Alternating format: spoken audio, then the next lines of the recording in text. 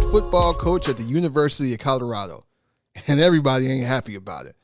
He'll be leaving his current position as head football coach at Jackson State University, where he spent the past 3 seasons, guiding the Tigers to a 27-5 record overall, including a 2022 campaign saw the Tigers go undefeated, win the SWAC title, and earn a bid to the Celebration Bowl, which is basically the Black College University National Championship. Now he's leaving the SWAC for greener pastures at a Power 5 school in the Pac-12. So I guess after all that, Deion really ain't SWAC after all, huh? That's crazy. With me personally, I don't see anything wrong with him taking his talents and going up to Colorado.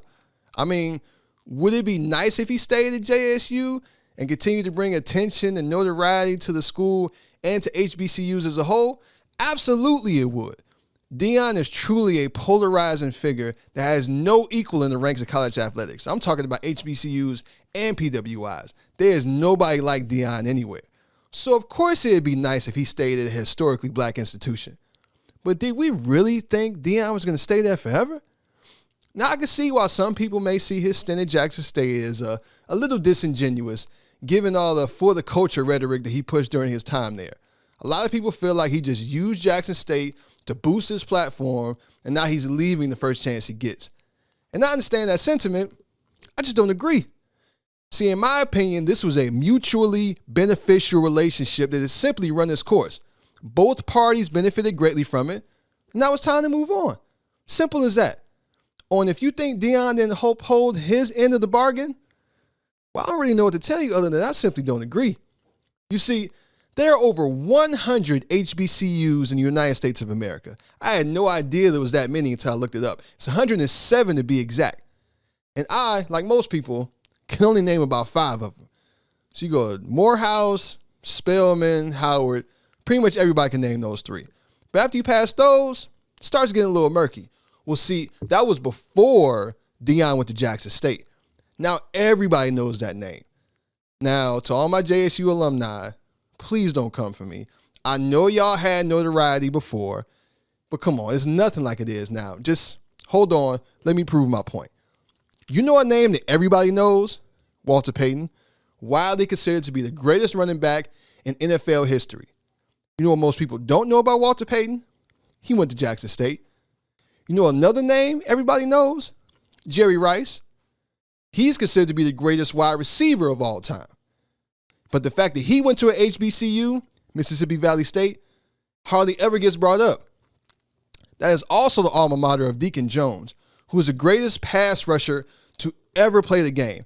I mean, he literally created the term sack. That wasn't even a recorded statistic before him. Now people get paid millions of dollars based on the ability to create those sacks. These players are all in the Hall of Fame. They went to HBCUs during a time where PWIs didn't widely recruit black players. So most of the black athletes went to HBCUs because they just didn't have another choice. Deion Sanders being at Jackson State, for a lot of people, symbolized the return of elite black athletes going to HBCUs. But this time, not because they had to, because they would choose to. This dream began to materialize last year after top recruit Travis Hunter chose to play at Jackson State for Coach Prime. This was truly unprecedented, and many believed it would signal more black recruits of his status choosing to forego scholarship opportunities at PWIs for historically black institutions. But with Deion leaving, many feel like that's no longer a possibility, and they're upset about that. People wanted Deion to be in it for the long haul, so more Travis Hunters will find their way to black colleges. Maybe some still will, because while Deion may no longer be at Jackson State, his impact will be felt long after he's gone. How, you ask? Well, for starters, the Tigers athletic department reported that they generated the equivalency of $200 million in advertising and exposure during his time there, and donations to the school increased significantly.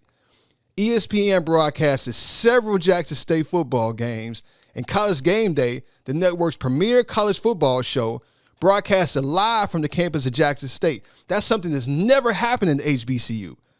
It's a lot of PWIs that have never had that happen. None of that happens without Coach Prime.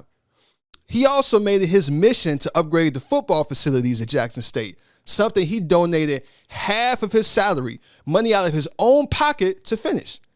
In his first meeting with the Colorado Buffalo players, he told them that he's, quote, bringing his luggage with him. But those facilities ain't fitting in those bags.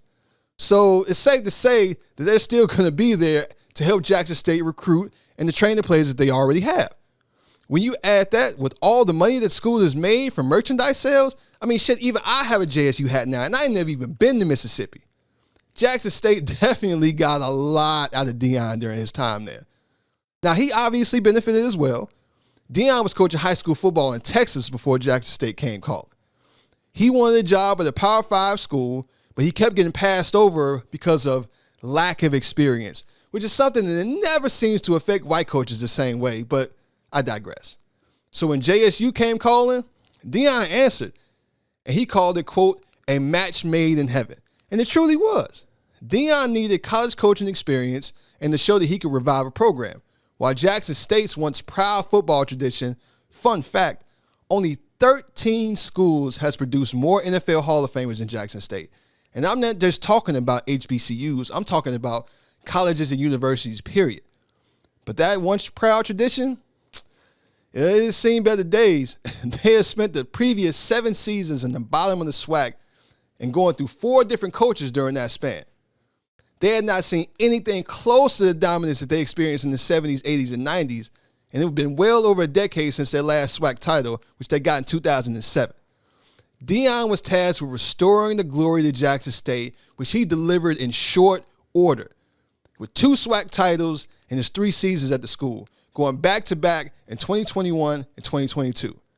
Prime signed a 4-year deal that paid him around $300K a year. He donated a portion of that salary back to the school, and he's leaving money on the table in year 4. Dude, Jackson State got way more than they paid for here, right? Like I said, mutually beneficial relationship. So yeah, it would have been great if Deion would have stayed and continued to raise the profile of HBCUs, but that's not what he chose to do. He did more than anyone ever has in that capacity, and now he's chosen to move on. Does that make him some sort of sellout? Absolutely not. Look, man, everybody ain't Martin Luther King. Everybody is not going to sacrifice their entire lives for the betterment of our people, nor should they have to. Most of the people mad at Deion would never turn down a substantial salary increase, and it's something that they've dreamed about for the culture. So why be mad at him? He's doing what's best for him and his family, and that's all any man on this earth is really obligated to do. Anything outside of that is a bonus for the rest of us. And I mean, if more of us really just focused on doing what's best for our families and not worry so much about the business of others, then we'd probably all be in a better position as a whole anyway. But that's another discussion for another day. But furthermore, who's to say what Deion is doing is going to benefit the culture anyway? So while they're struggling right now, Colorado has a rich football tradition, and the Pac-12 is a top-tier Power 5 conference.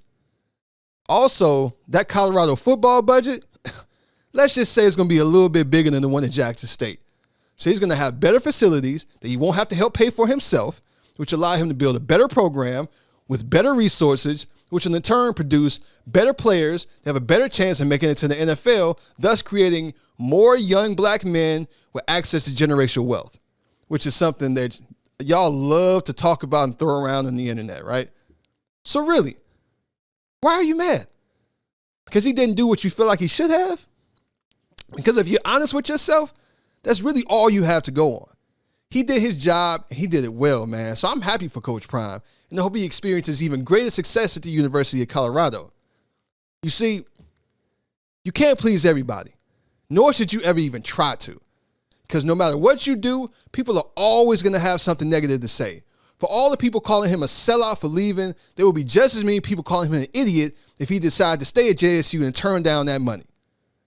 And of course, y'all remember he did make Must Be the Money, right? Which, by the way, is a fucking classic and quite possibly one of the greatest musical contributions of the 20th century. And you can't tell me nothing different. Argue with your OG, not with me. But Coach Prime, go ahead and get paid, black man. Do well in the process. I'll be rooting for you just as hard at Boulder as I was when you was in Jackson. But this is just my opinion. This is how I see it. You don't have to agree. And none of us should be living our lives based on the opinions of others, especially people on the internet. So you have to do what's best for you. Till next time, 2 fingers.